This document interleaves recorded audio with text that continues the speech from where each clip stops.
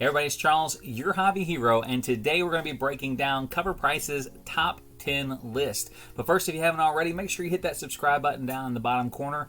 I do appreciate it. Put out regular content about the hobbies I love the most. Now, this is going to be for their top 10 list ending in this week's January 3rd. We're going to be looking at the books, why they're on the list, and whether I really think it's something that you should be paying attention to right now, or just kind of letting that trend pass. So we'll start with number 10 on that list, which is Sleepwalker number 1. Now, this is kind of an odd book, and I'm sure a book that you can find pretty easily in dollar bins that's got some speculation behind it, basically revolving around a toy that has been spoiled. It's coming out with some of the Doctor Strange toys, which are revolving around the release of the Doctor Strange movie. So all that put together has got a lot of people thinking that Sleepwalker may be coming to the MCU in some fashion. It does seem like a really long stretch, but there are odder characters that have been introduced. The book is also inexpensive enough that if you find it out and about, I've found a couple of these in dollar bins since these announcements have come up, so I've picked up those issues just because it's a very cheap buy-in, but I do think it is a bit of a stretch, and I would not go heavily investing in this particular book. Number 9 on the list, Amazing Spider-Man number 365. This is the first appearance of Spider-Man 2099. It is a 5-page preview, so it does have some collectors looking in other directions for first appearance of Spider-Man 2099, but it is the one that CGC designates. It is an Amazing Spider-Man book with a classic 90s cover with the holographic sticker on there. So always a good pickup. Right now they're pretty high. I do think this book will trail back down unless you just absolutely have to have this book before the movie drops. I'd hold off on getting this particular book after the April movie release. I'm sure this book is going to drop back down and be a very affordable book. There's no other real significant key in it other than that 5-page preview in there of 2099. Next one up, New Avengers number 7. This one, again, is kind of a stretch for me. A lot of speculation on the Illuminati and their emergence in the MCU. Now, if you're talking about the Illuminati from the comic books, we haven't even seen really almost half of those characters in the MCU yet. Also, the Illuminati in the comic books really didn't do a whole lot. They're barely talked about or mentioned any longer. The impact of their actions was probably most significant around like World War Hulk. It would be an odd move for Marvel to go in that direction for the MCU, and honestly, even if they did, I don't know that how significant their first appearance of all these characters at a table calling themselves the Illuminati really makes a difference on it. Again, the book's trending upwards. I'd probably, if you just want that first appearance, you might as well grab it. It's not an excessive amount for a book of its age, but I don't think this book has a lot of future value in it. After that one, though, we do have a big one with Ghost Rider 28. This is the first appearance of the Midnight Suns. Ghost Rider books right now are red hot, and there have been a lot of rumors surrounding the casting of Norman Reedus as the Ghost Rider. I think that casting would be a slam dunk for Ghost Rider books, especially key issues. The Marvel spotlight for his first appearance is pretty astronomically high already at this point, and this kind of is another landing spot for collectors as far as relevant first keys. So I think this book does have a lot of upside, especially if they have a strong casting that could have people purchasing this book really looking at a long-term Ghost Rider presence in the MCU. So again, this book, very affordable right now still. You can still find them in garage sales, dollar bins, and even on walls at comic book shops. They're not going to be super pricey. Definitely recommend picking this one up before they get an official Ghost Rider casting put out there. Next on the list, and we talked about it a little bit before, Spider-Man 2099 number 1. So it is interesting that it is higher on the list than 365. They have been kind of pretty close here the last several weeks. This personally is my preferred choice of keys for the first appearance of Spider-Man 29. It is an iconic 90s cover. It is a full fleshed out book, whereas the other one is just an out of continuity preview.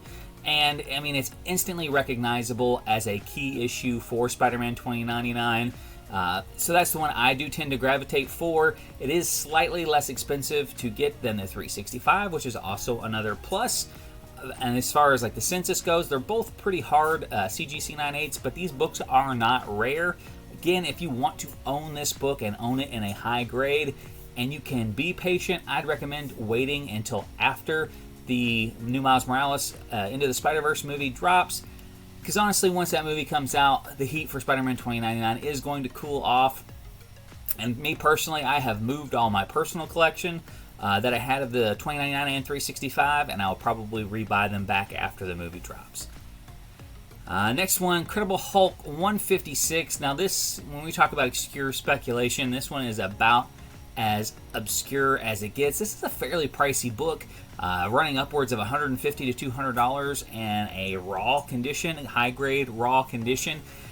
And for a key appearance that may or may not show up, I honestly just think if you have that kind of money to throw into speculation, there are stronger speculation books out there. You could get a high grade copy of Ultimate Fallout 4 second print for about the same price as this book.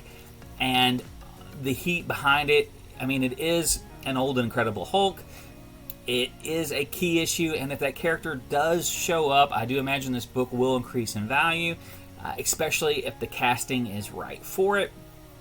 But again, it's a very minor character. This is literally his only appearance in comic books, so I don't think that the MCU is going to be very heavily focused on this character, and if it's just a one-shot, I don't see this having a lot of lasting value going forward.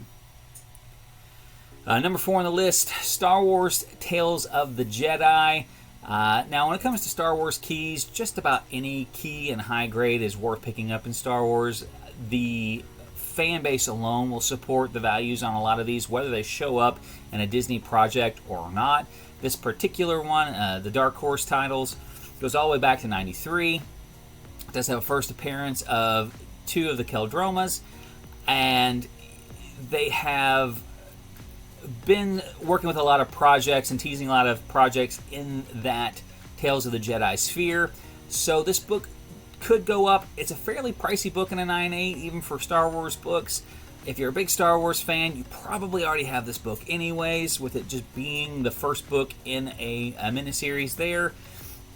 But if you haven't already picked it up, again, right now is probably the worst time to do it with this cover price article coming out. The book's got some heat on it. If the characters come to fruition, it does have some upside to it. If we don't see anything confirmed, probably in the next 3 to 6 months, this book's probably going to start retracing a little bit, and that would probably be the time to pick it up. Number 3 on the list, Miracle Man number 1. With the release of Timeless number 1, and if you haven't read Timeless number 1, I'd recommend it. Very good read. High on that whole Kang the Conqueror story arc. But there is a teaser for Miracle Man at the very, very end of the book, which has caused people to go back and buy this Miracle Man number 1 all the way back in 1985. It's a pretty affordable key, honestly, with, 9.6s to 9.8s still being under kind of that threshold for a book that's from 1985. If he shows up in the regular MCU, one, for me, that would signal, the possibility of, or not MCU, but the regular Marvel Universe, signal an opportunity for him to be brought into the MCU. And with that, there's just a ton of opportunity on there. So if this is something that you're looking for, as far as like safe speculation, again, it's a relatively inexpensive book right now to pick up in a raw or even in a high grade graded copy if you want to sit there and speculate on something similar to that. All right, number 2 on the list, Strange Academy 14, first appearance of Gaslamp. I'll be honest with you, this character doesn't do a lot for me. There's a lot of speculation behind the Strange Academy stuff right now, and I do really like that Strange Academy universe and options for a series sometime down the line with MCU. With that, could Gaslamp make the transition as well? Absolutely.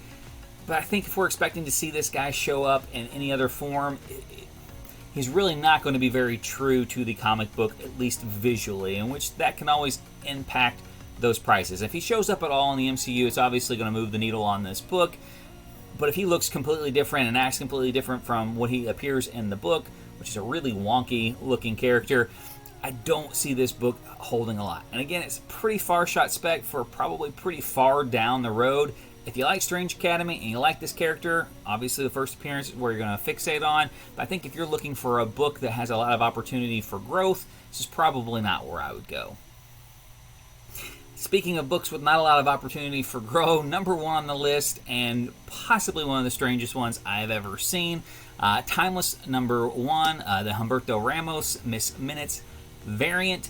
So this is not a ratio cover, and right now is going upwards $50 or $60 in a near mint raw condition. This book just came out last week, and the only significance about this book, other than the regular version of its cover A, which is starting to heat up now as well, is this cover has the first cover appearance of Miss Minutes. She is from the Loki miniseries, if you're not familiar with her, and she's not in the book. She's not in the regular continuity of the Marvel Universe.